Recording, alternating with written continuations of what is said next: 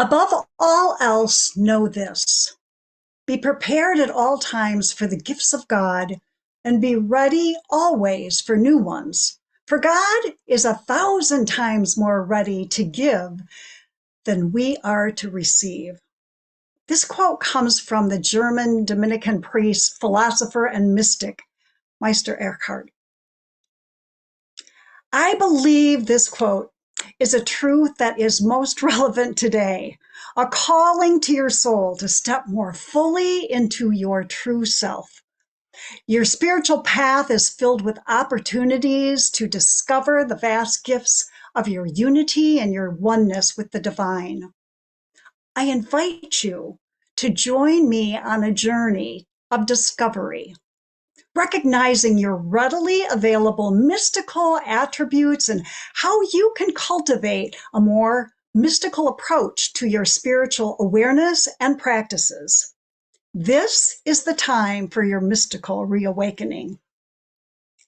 The Coptic traditions are steeped in mysticism and offer you profound insights into your own human experiences with a focus on the interconnectedness of life, death, and the divine. Through the teachings of Master Hamid Bey and the wisdom of the Coptic Fellowship and other traditions, you can find practical value in mystical teachings and practices as a means to strengthen your spiritual connections and develop a deeper knowledge of your true self and purpose in the world. Let me qualify what I mean by the mystic within.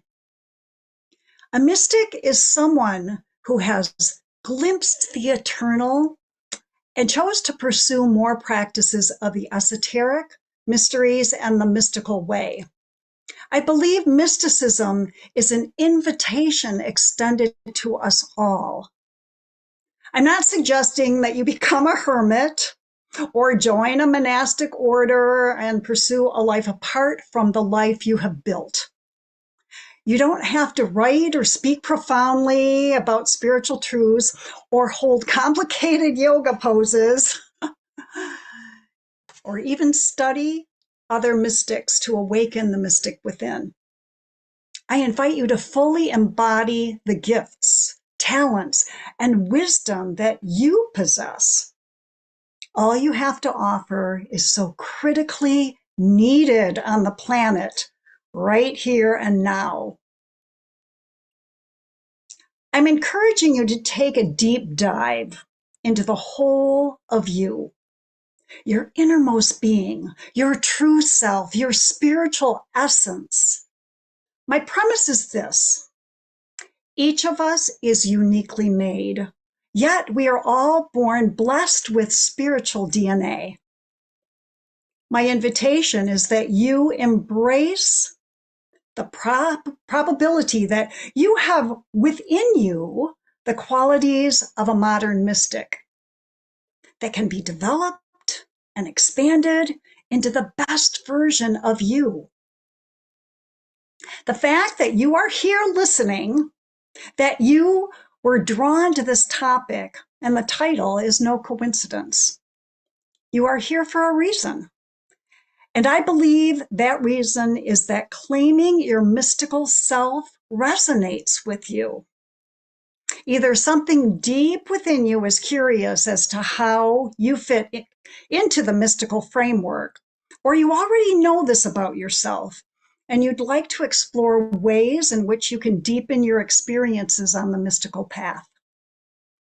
If this is in part, how you would describe yourself, here is my question. If you are consciously learning and leaning into a more mystical way of life, how would you live?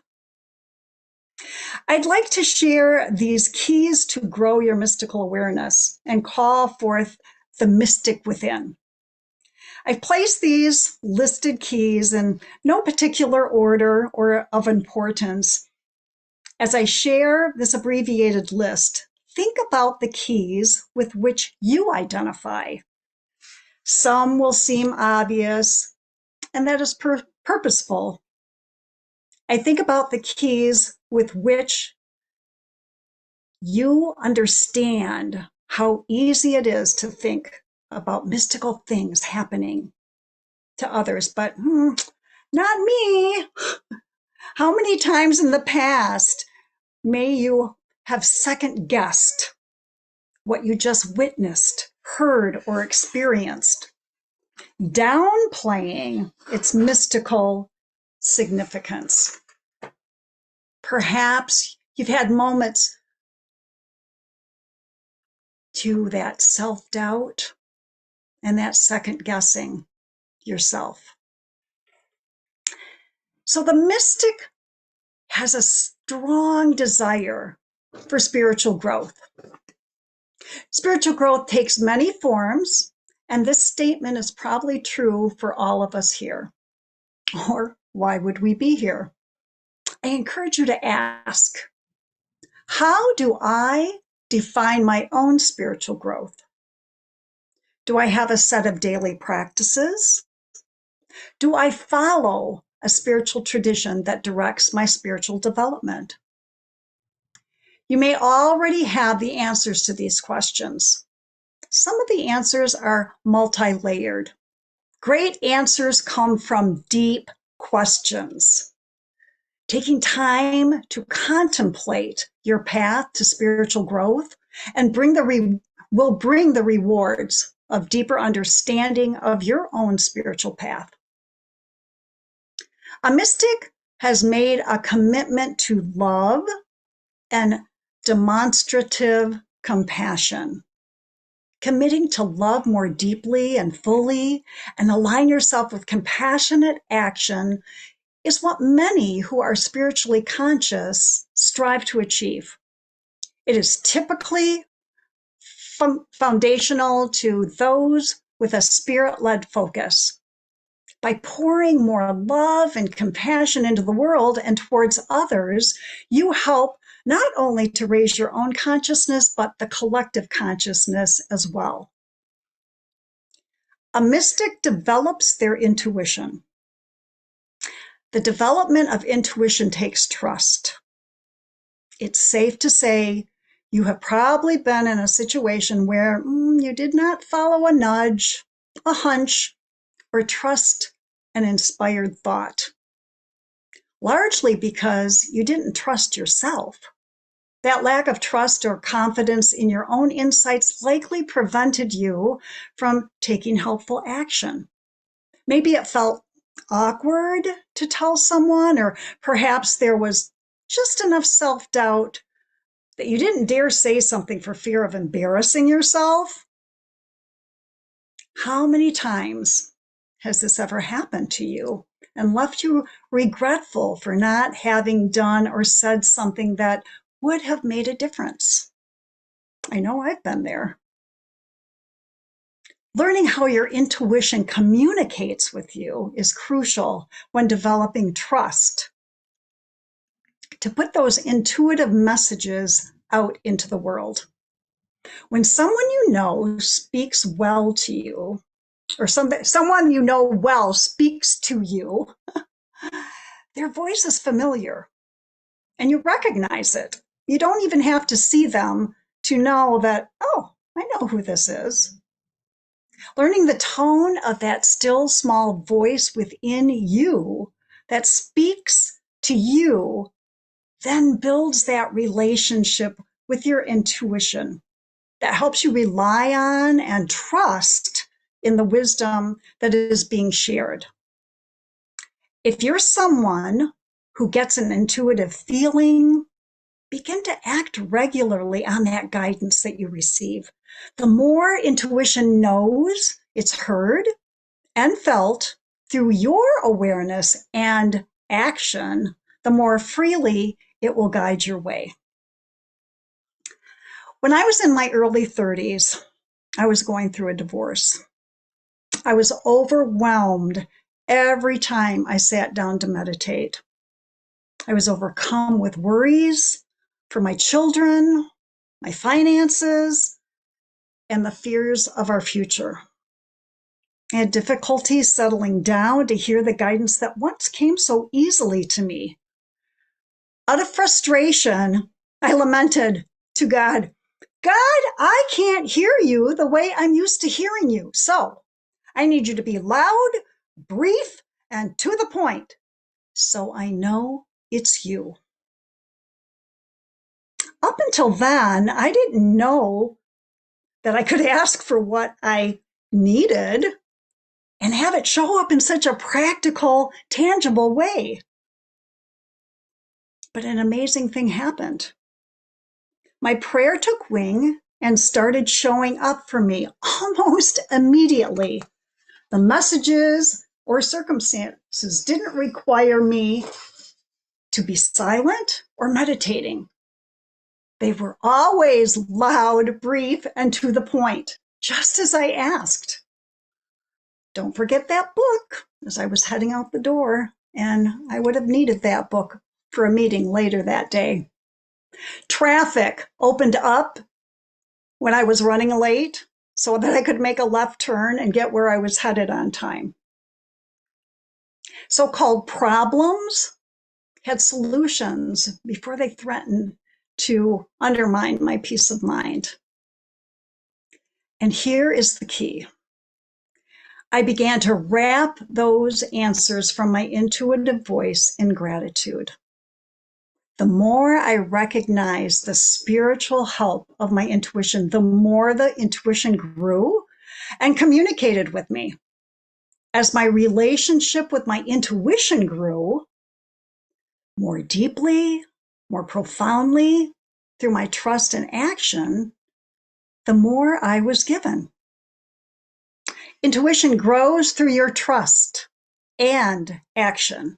Create an intimate relationship with your intuition, and you will be dialed in to that sea of divine ideas and solutions simply by asking. And you too can ask for how you want that intuition to come to you. You will be amazed. A mystic has a high degree of empathy and sensitivity. Highly sensitive people is the topic of many books and articles these days. You may consider yourself one as well. I believe that empathy and sensitivity come from the ability to pay attention, whether that is consciously, emotionally, through your body's sensory awareness. Empathy and sensitivity are important qualities to nurture.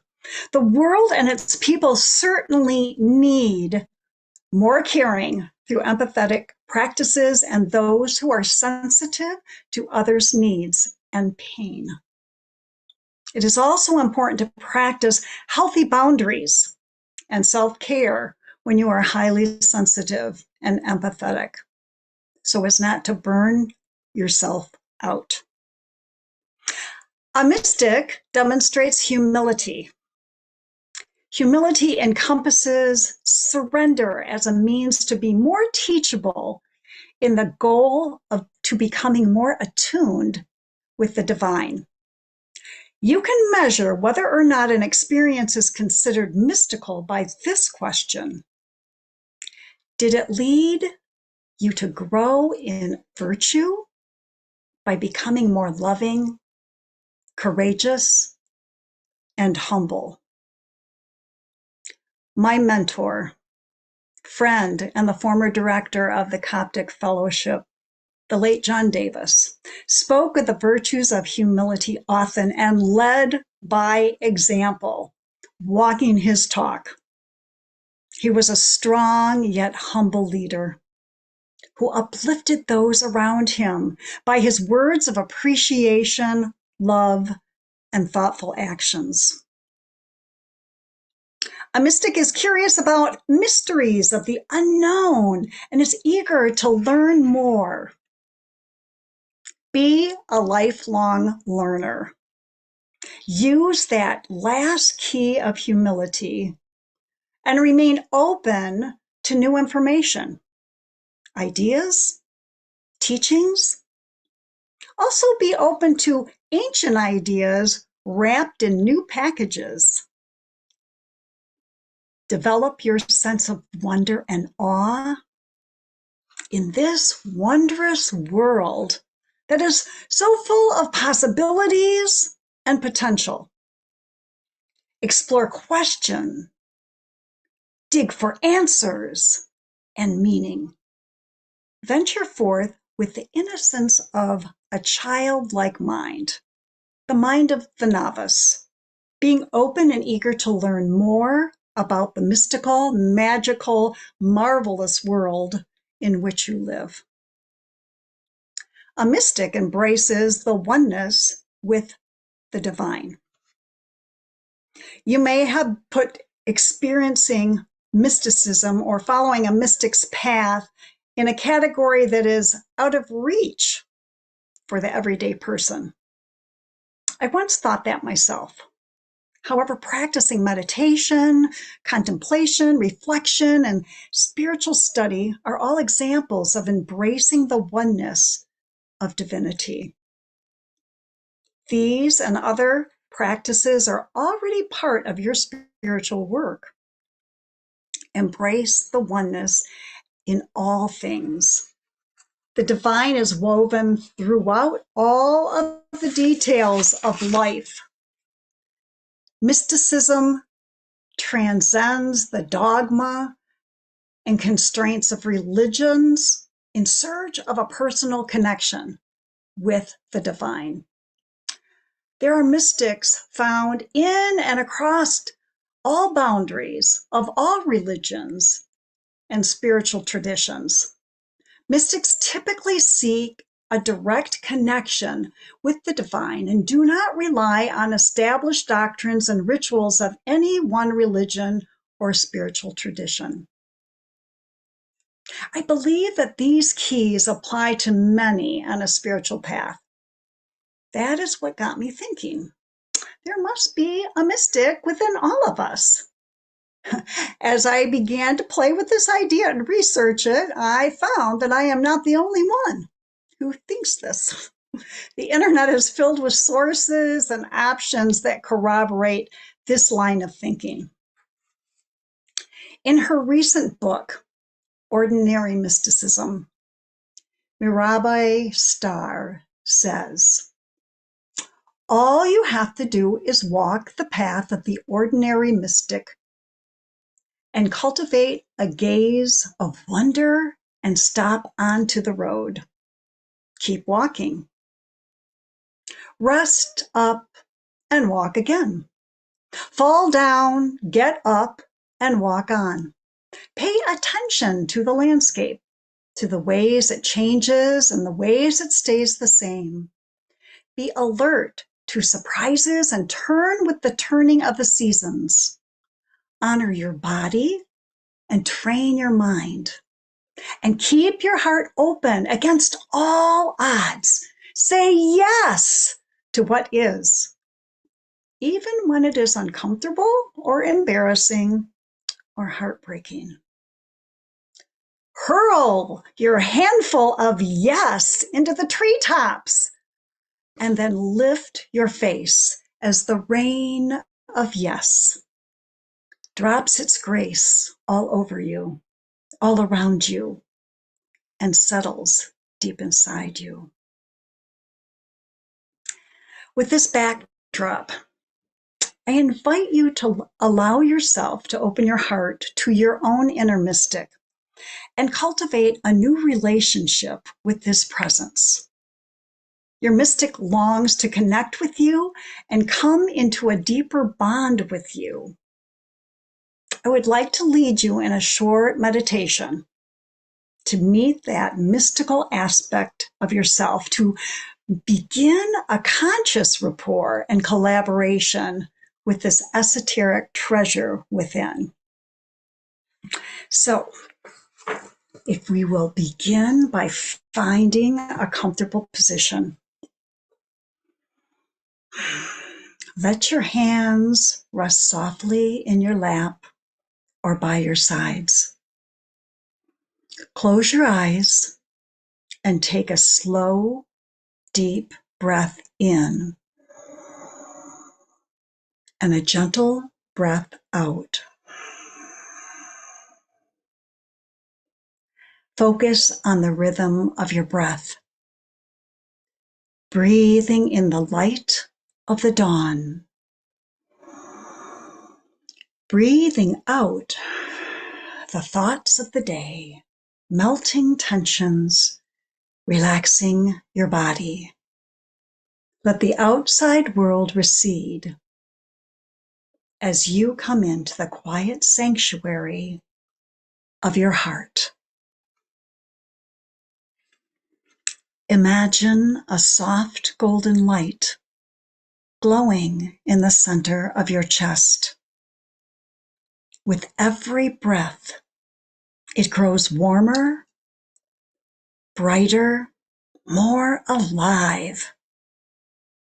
This light is the threshold to your inner world, a place where wisdom, peace, and magic reside. It has been waiting for you, patient, timeless, unchanging. Before you is a door, anticipating your arrival, patient, timeless, unchanging. You step towards it, feeling the ground beneath you hum with ancient life. With your next breath, the door opens. A warm glow spills out of that doorway, wrapping you in a golden embrace. You feel safe and protected, loved and cherished, and breathe.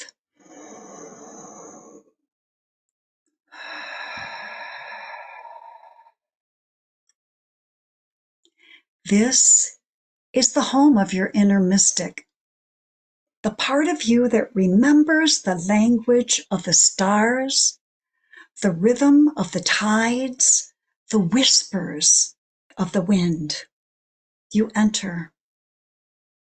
The air is rich with the scent of cedar and rain. Breathe that in. Crystals glimmer in the walls, each one holding a memory of who you are, who you have been, and who you are becoming. In the center of the room, a flame dances, not of fire, but of pure light. It pulses in time with your heartbeat. You step closer, and as you do, the light flows into you, filling every cell, every thought, every dream, and breathe.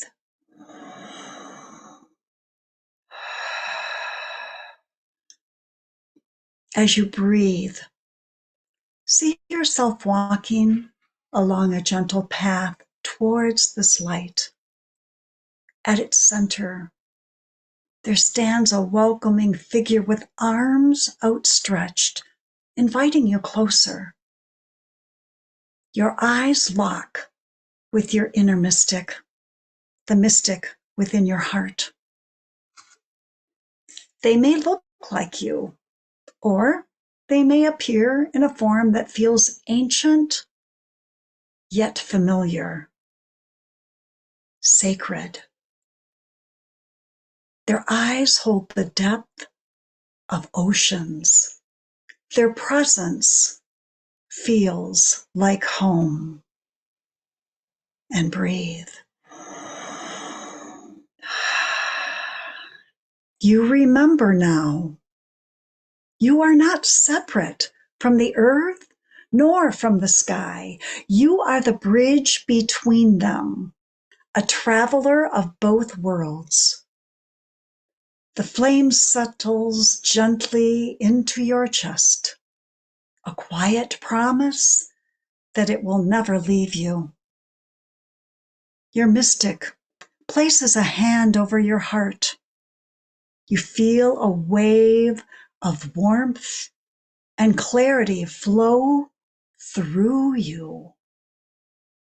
In this moment, you have full understanding that you carry infinite wisdom, compassion, and strength within you. Your mystic leans in and whispers a message, a simple truth you most need to hear right now.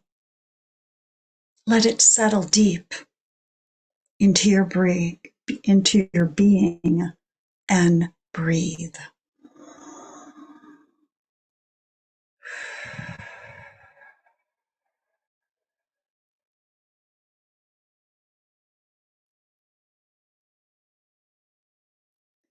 Slowly, your mystic steps back, knowing it is time for you to return. You say your goodbyes, sharing your gratitude for this time together, knowing that you now have the opportunity to visit, reconnect, and share other encounters together whenever you wish.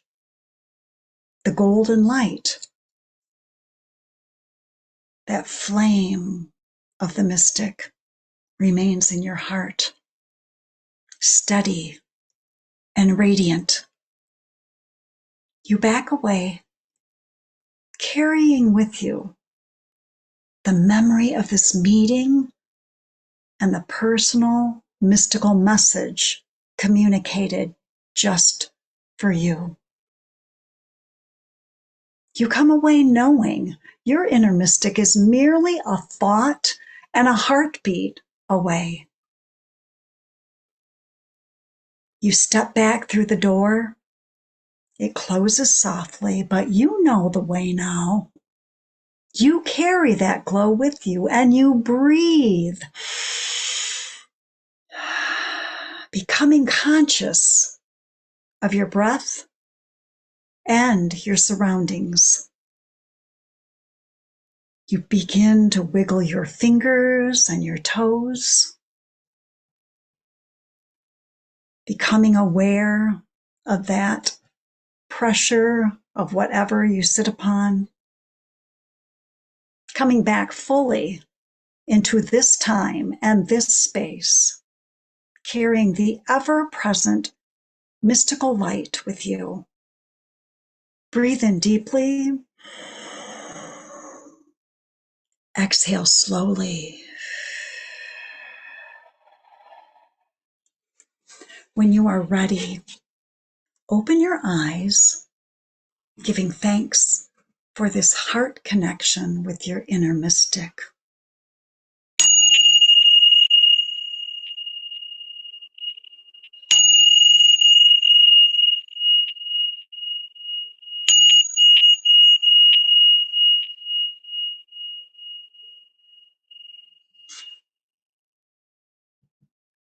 You may want to take just a moment to jot down any notes about the message that you received.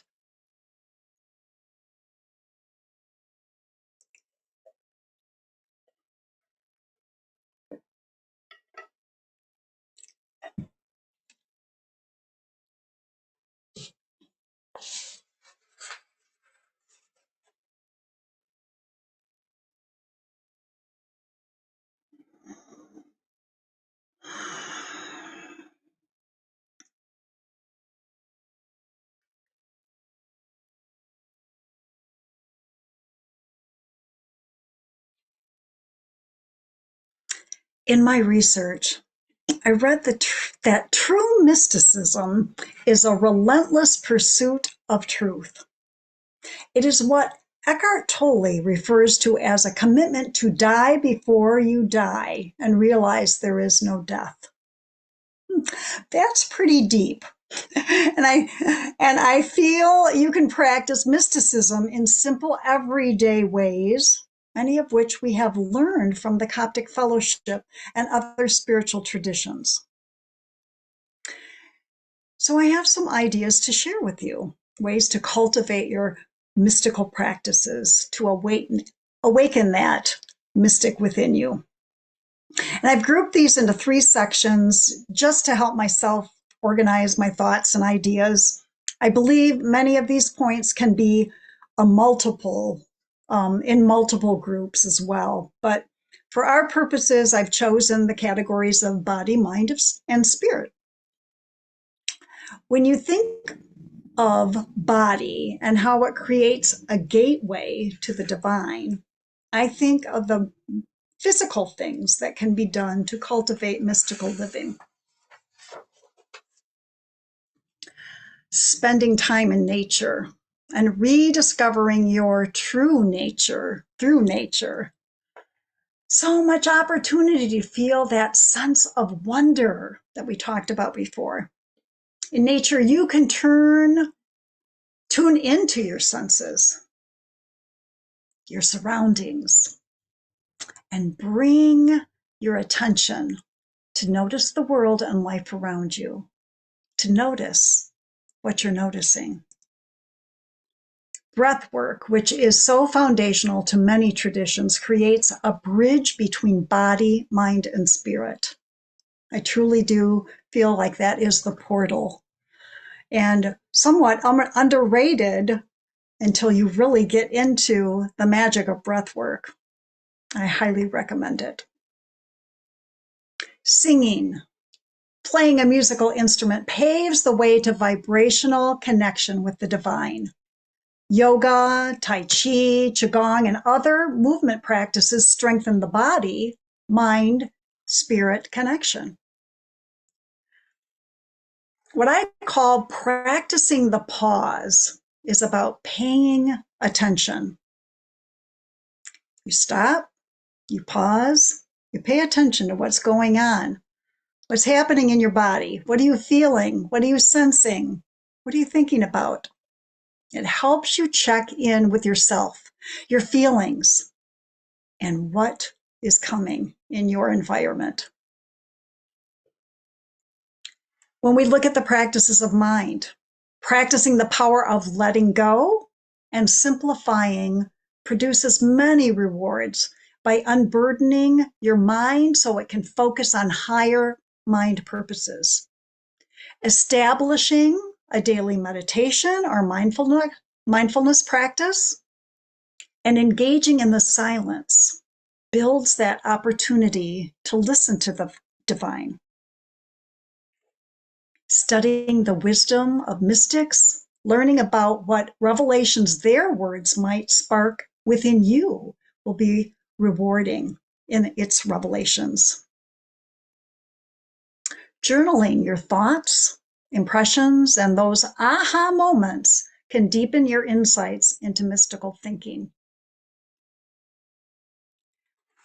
When we look to spirit, cultivating the qualities of the heart as a direct threshold to your soul and the mysteries of the divine, practicing those qualities of compassion, joy, generosity, forgiveness, love, all of that strengthens that connection to the divine.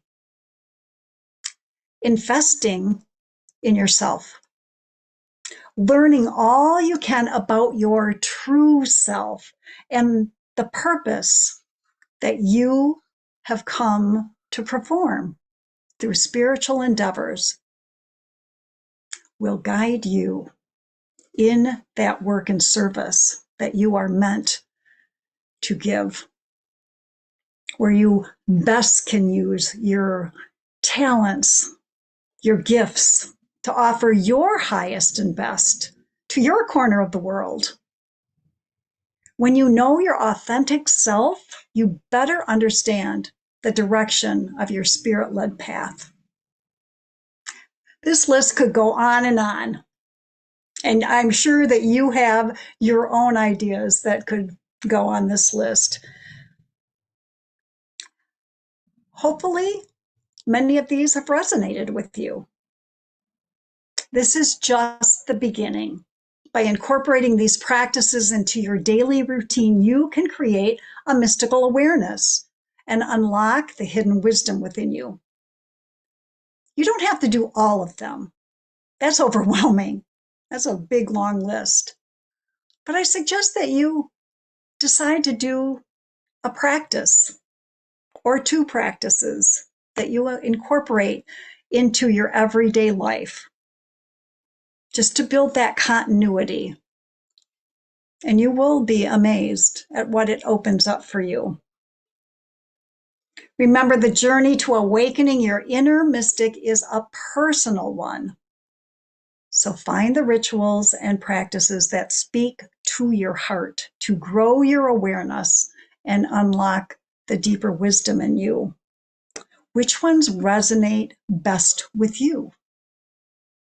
Become the channel and the conduit of your own mystical life.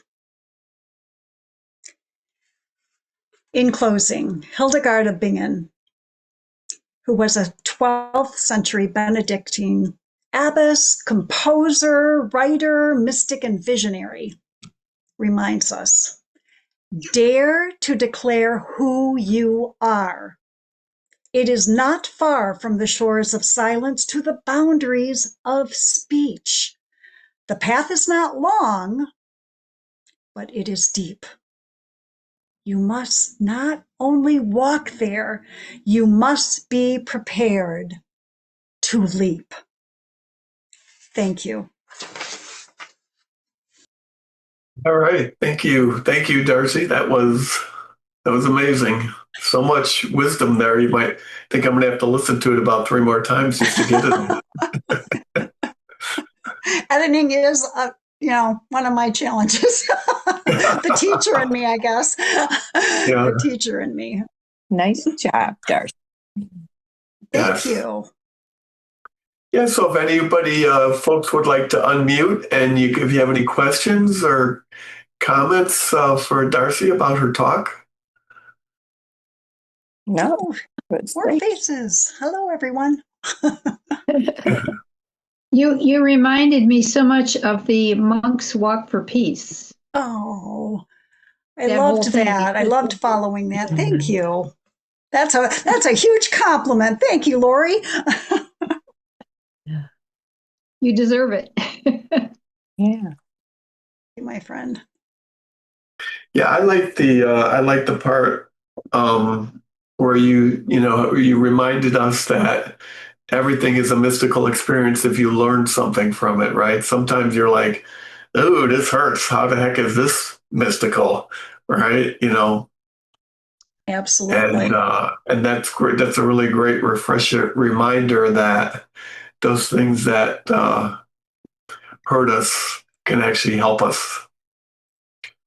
Like Eckhart Tolle says, spirit is not there to make you happy. Spirit is there to make you conscious. I love it. I just have to say that we have a friend from India with us tonight. Do you pronounce your name Vipin? Yeah, that is correct, Vipin. Welcome. Thank you so much for being with us tonight. Thank you. It's Well, morning for me. good morning, I should say. It's morning for you.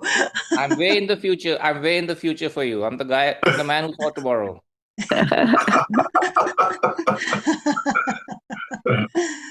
That's great. I love that.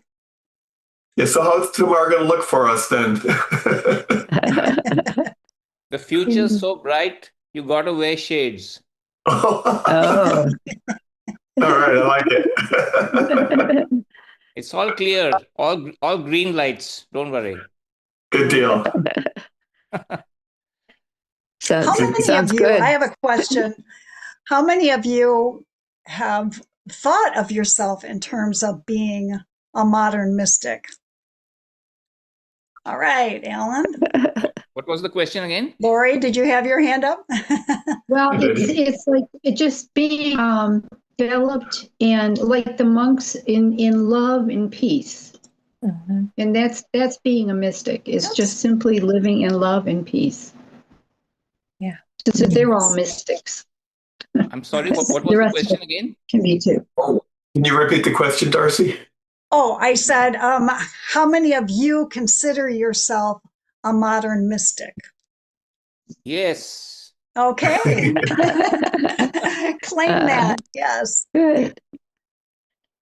I think sometimes because of the company, the company in which the body of writings of mystical writings, it can feel like, oh wow, I'm not sure, I'm not sure I could call myself that, but I think hopefully you come away with the feeling that, with a little more feeling of confidence that you can step more into the vibration of the mystic, that there are so many different ways to look at it, that you don't have to be a martyr. You don't have to be, canonized by the church. There are a lot of different ways to walk the mystical path. Right.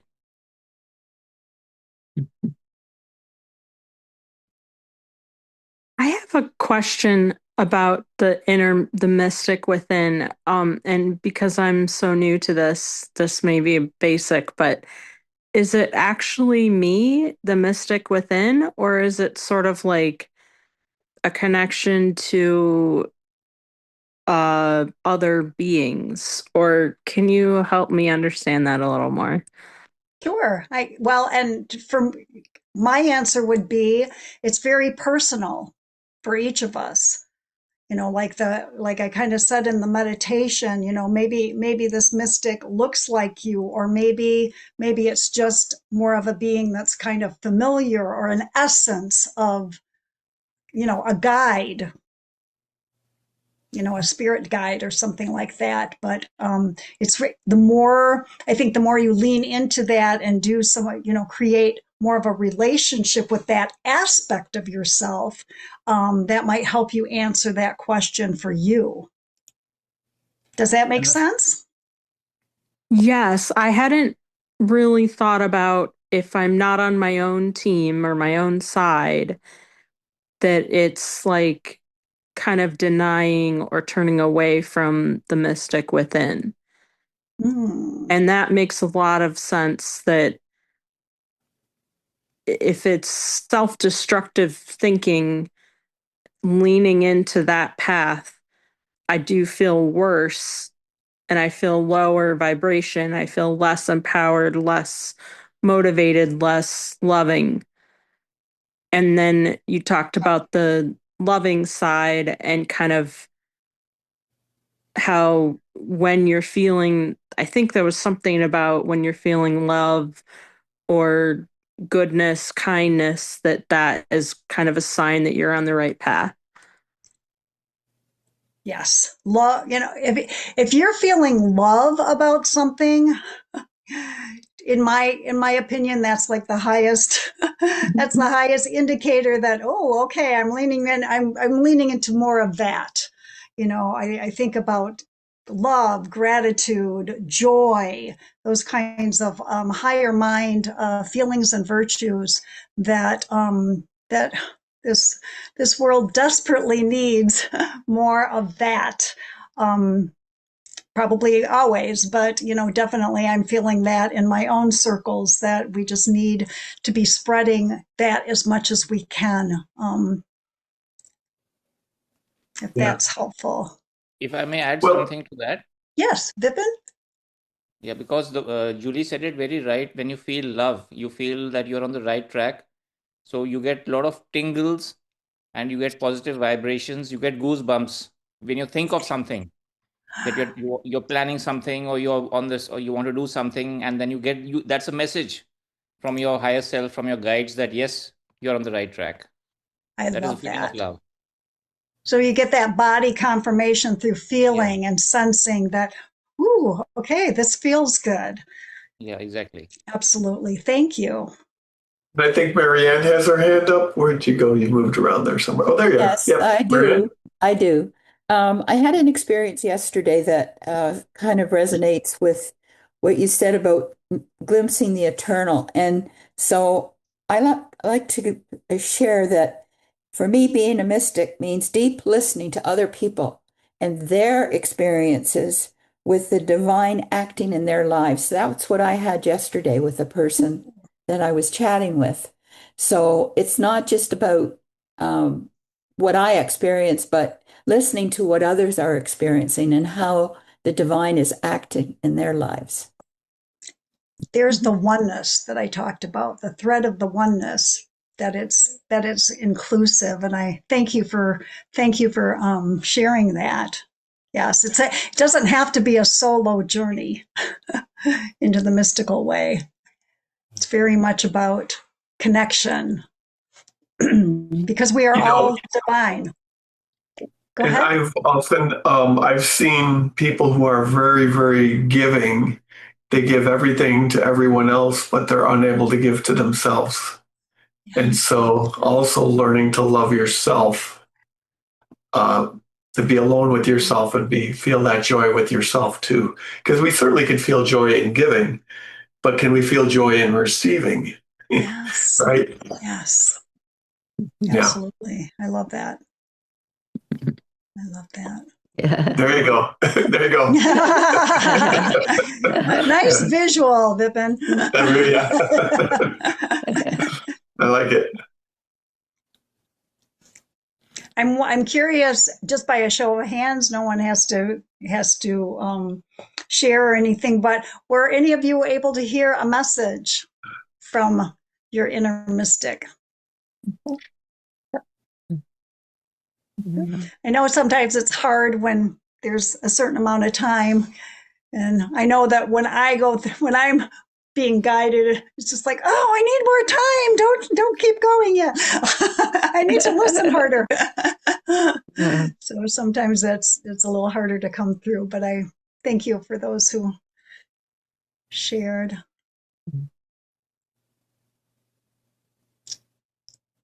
It looks like Shane has his hand up. Shane, go ahead. You can unmute. I was just curious how you discovered Hamid Bey and what his influence has been on you. Oh, great question. I buzzed around the Coptic circles for many years as a musician because I met John Davis, who was he was the director of the Coptic Fellowship for many years. And back in the 80s, I met him when I was the music director at the Unity Church in Grand Rapids, Michigan. And he was often a guest speaker. And I also had met him through Spiritual Frontiers happenings because my sister was involved in that. So I got to know John, and he started asking me to sing for some of their special services because at that time they didn't have a regular weekly service. And so I started doing some musical, providing special music for some of the events. And then when another Coptic minister, Andy Tomko, started doing a regular service, he asked me on a regular basis for like the Christmas and Easter particularly, but because I was involved in my own church, I couldn't always be there every time, but I was paying attention because the philosophies were very similar to what I grew up in. I was very fortunate and blessed to have been raised by metaphysical parents, truth students, and so I thought, oh, this what the Coptics are teaching resonates with me. And so I stuck my toe in the water of the first level of ministerial training, which was called World Service Order.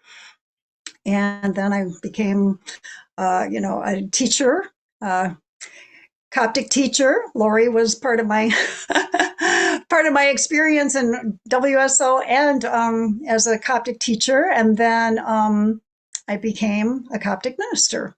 So that's, of course, we were taught all of this wealth of knowledge of what Master Hamid Bey had brought from Egypt when he came to the United States many years before. And so I don't know, does that answer your question? Is that's how I became involved, and just the message resonated. And then of course, the studying, the more familiar I got with Coptic philosophy, the practices, the training of the mind. Particularly, there's a lot of focus on training your mind, and it just resonated with me. So, is that helpful, There's, Shane? Didn't John know Yes. Ahmed Bey, and that's how that he came to? Yes. yep. There's also a variety of books that he wrote in the marketplace on the website. If you are interested, if anyone is interested, the one my life preceding 5,000 burials is his biography. And that's pretty interesting if you want to learn about him a little bit more. But just a little interesting thing. When I was like 6, I saw him on the Ed Sullivan Show, and he stuck a sewing needle or a knitting needle through both of his up here, and then he pulled him out, and then he was bleeding. And he says, I'm going to stop the blood on the left side. And it stops. And then he stops the blood on the right side. And then he laid on a bed of nails, and Ed Sullivan walked on him with his big black shoes. And he was a big guy, too. And I thought, wow, that is really cool. And I didn't know who it was at the time. I'm 6 or 7, and Wow. yeah, so then here I am. And I saw John speak, too, in Chicago, and ended up going to a conference. But yeah. So that was interesting. Good. Any other thoughts, questions, experiences folks had? Want to share? So Hamid Bey obviously was quite the miraculous fellow. I'm wondering if anybody that followed him, like John or any of those folks, had similar abilities, or if anybody today in the organization has similar abilities. So just that's, and I guess a follow-up question would be is, if not, why not? That's a great question.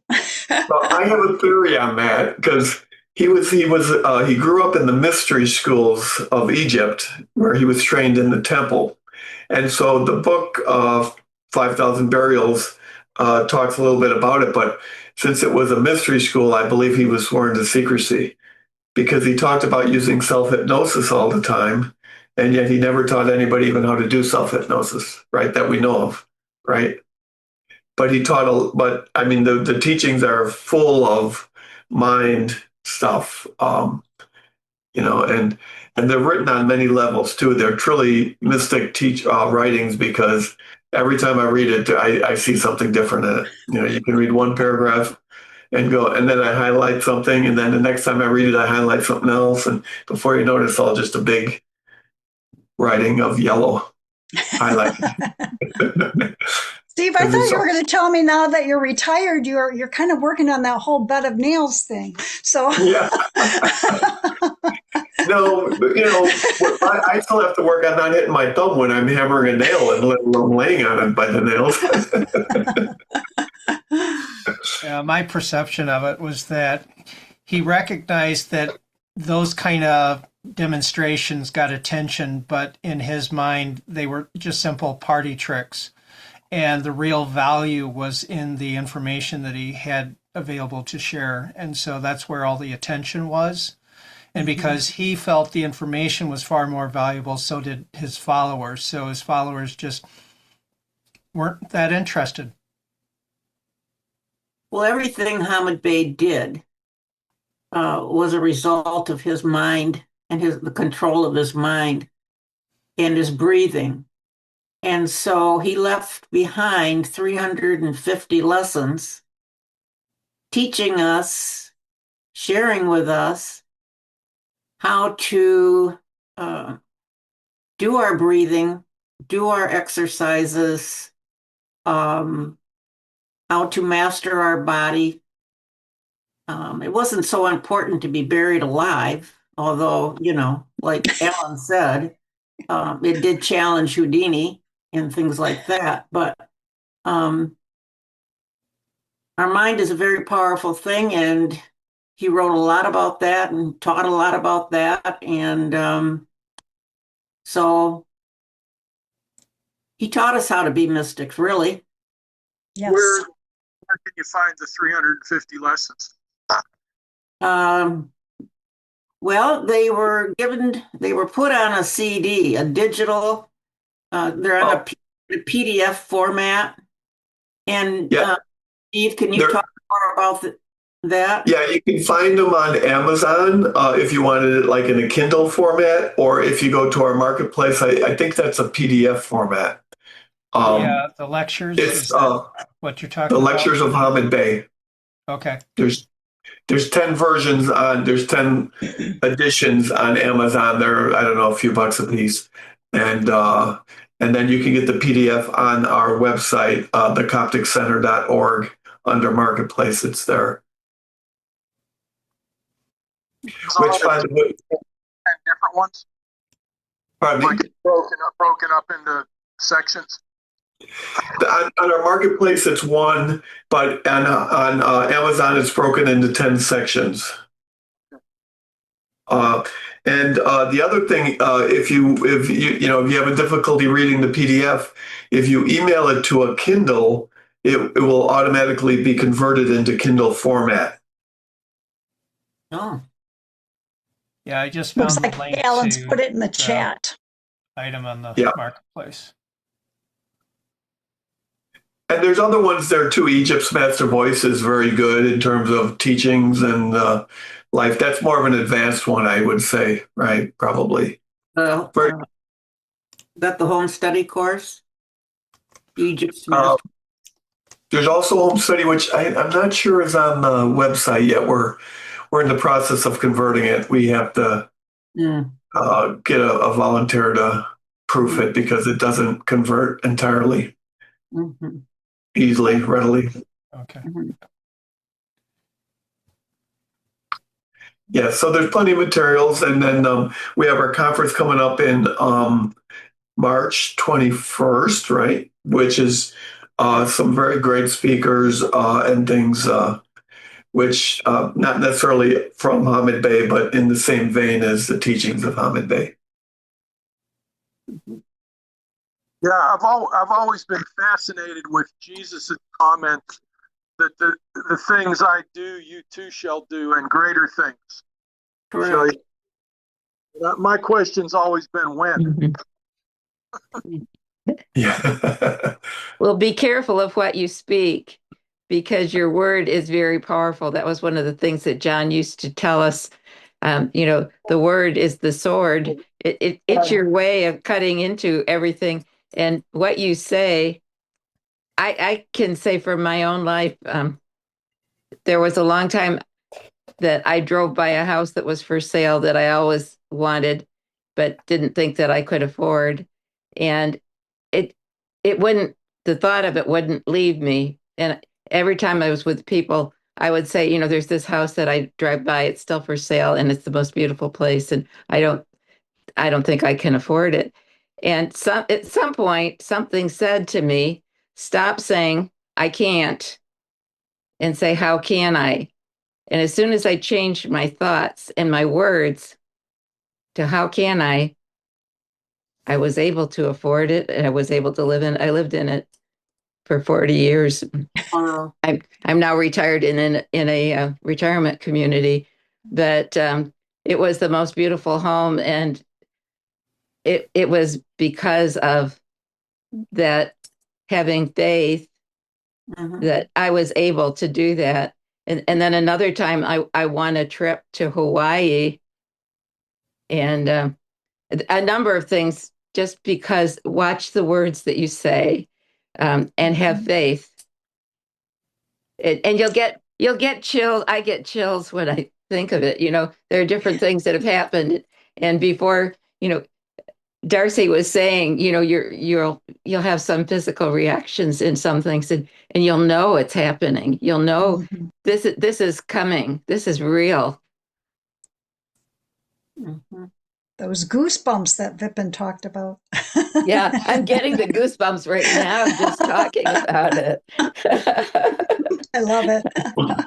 Well, and there's a lot out there on self-hypnosis too that you can get, because he did use a lot of the self-hypnosis to get some of this mind over matter of control. I've been contemplating probably doing like either a workshop or something, an introduction to self-hypnosis for folks too, because you can do a lot with that. He said that he would put himself into a trance, and when he went into these, people put him in a coffin with 15 minutes of air and put him under and then bury him for up to 3 days. And he said he would, through hypnosis, he would wake up every 7 hours and take a sip of air. So he would go 7 hours without breathing. Wow. Through his own account. But that was done through self-hypnosis. So there's plenty out there to learn self-hypnosis, but if you wanted to also, just go to YouTube and you'll get all kinds of inductions and such. Well, Carol Franklin is one of the Coptic ministers too, and he talks about a time that he and John were in Florida, and they actually levitated a table together. So people who are into Coptics have done some unusual things, and of course, Alan always controls the weather for all of the activities that are outside. Alan is also a teacher, and he's a hypnotist and teaches self-hypnotism. Anyway, there are a number of people. Definitely do a lot of powerful things, including physical effects. Yep. Yes. So, well, a lot of it too, Alan, it's the belief, right? You believe. Well, that's what Hamid Bey said all the time. I believe. I believe. That's the foundation. That's happening right there. And the power of the word, like somebody mentioned. Yes. And the power of your conscious, subconscious, and superconscious mind. Wow. Mm-hmm. You put it all together. It's very powerful. Put your email in the chat, if you don't mind. Is that okay? Mine? Alan. Oh, sure. Your email, Alan? Yeah.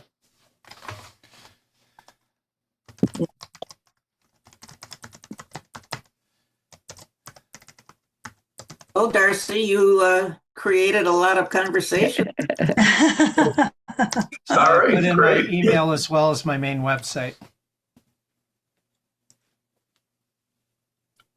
Okay, very good. Well, once again, thank you, Darcy. And we can close with I'll do a short meditation and the Coptic prayer. And so I am going to share my screen for folks that don't know it, because it's more than just a prayer. It's a affirmation of what we believe in and things. All right, so let's just take a deep breath in and relax and feel gratitude for the wonderful presentation and wisdom that Darcy shared tonight. Gratitude for all that we have in our lives.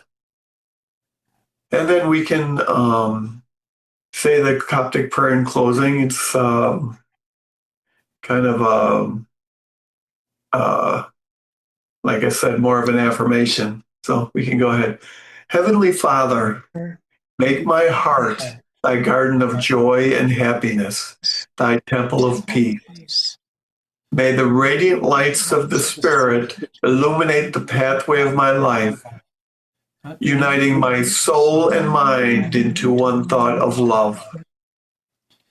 May the perception of such enlightenment guide me in the fulfillment of my thoughts and desires. May the fragrance of thy presence be ever manifested in my life. Peace, peace, peace. All righty. Thank you, everyone. Thank you, Darcy. Thank you, Alan. Thank you all for being here. Appreciate it. Thank you. Yeah. Wonderful.